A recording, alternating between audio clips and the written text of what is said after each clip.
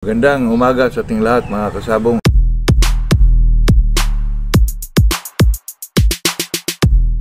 Dito na naman tayo sa ating usapang magmamanok po. Ito naman mga kaibigan ay talagang enjoyment lang po. Kung sino pa yung gustong sumali sa pahulugan natin mga kaibigan ay contact lang sa Macau Shots po. Hindi yan sa screen mga kaibigan. Bago tayo mag-umpisa ay shout out muna tayo sa ating mga kaibigan na si Richie Liedo from Zamboanga City, si King GBL Game Farm, Cotabato, South Cotabato, Samuel Tagarao, Cagayan de Oro, Arlinda Suyat, at saka si Prince Khalid Hilmar Padilla from Medellin, Cebu. Good morning sa ating lahat mga kaibigan. Itong pag-usapan natin mga kaibigan, itong tungkol sa ano ang tamang araw o oras para paliguan natin ang ating mga manok bago ang laban. Kasi mga kaibigan, ito namang magpaligo tayo sa ating mga manok, lalo na pagkondisyon ng ating mga manok po marami naman ako nakita mga kaibigan, ang iba magpaligo 1 day before the fight or 2 days before the fight. Sa mga ganyan mga kaibigan, wala namang hindi tama dyan, pero sa akin po mga kaibigan ay talagang 3 days before the fight po. Kasi ito kasi magpaligo tayo ng mga manok.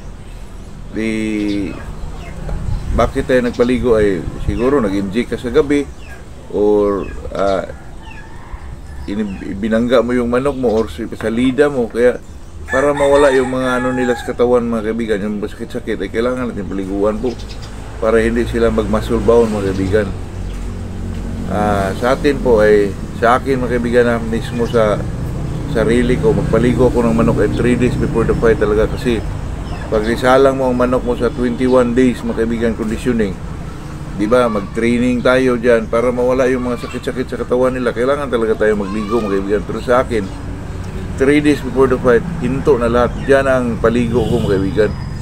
Kasi paligo tayo dyan, pwede mag-inject sa gabi, pwede namang pwede namang sa iba mga kaibigan. Sa akin po talaga mag-inject ako ay gabi po, pero pwede naman sa umaga. At saka sa akin mga kaibigan, nakita ko po sa ating mga kaibigan po na mga iba magligo sila 1 day before the fight po. Ay sa akin mga kaibigan, hindi na po ako magligo ng ganyan kasi baka mapasukan ng moisture siyempre moisture talaga yun kasi malabig ang tubig, di ba? Kasi mga kaibigan, pag medyo malapit na baka mawala ho ang mga palo ng ating mga manok dyan mga kaibigan. Kaya sa akin po ay 3 days before the fight, okay lang yun mga kaibigan, paligo tayo. Yun talaga. Gusto ko mga kaibigan, pagkatapos kumain nila, paliguan natin para naman medyo pagkatapos yan 3 days pa yan makapaano pa ang manok natin mga kaibigan, medyo makaano pa ang katawan nila po, maka-adapt pa sa at saka pag ang kondisyon naman ng manok mo ay talagang dali lang makabawi po, dali lang makarecover sa kung ano man yung nakapasok sa kanilang katawan mga kaibigan, at saka kontrolado naman yung tubig na binibigay mo.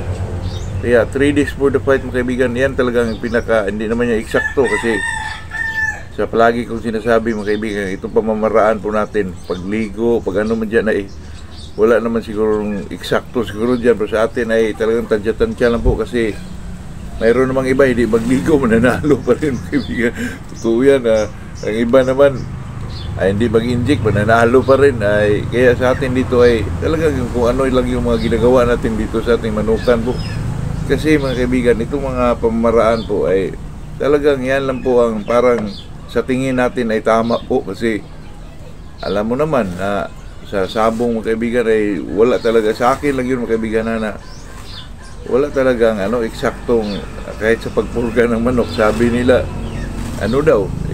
sa gabi mo pa inumin, ang iba naman umaga.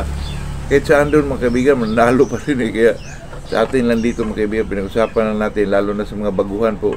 Kasi pag baguhan ka mga kaibigan, mahirapan kang maghirapan kang talaga magtanong kung ano ang tama, kahit sa simpleng bagay lang po, gamot ng sipon.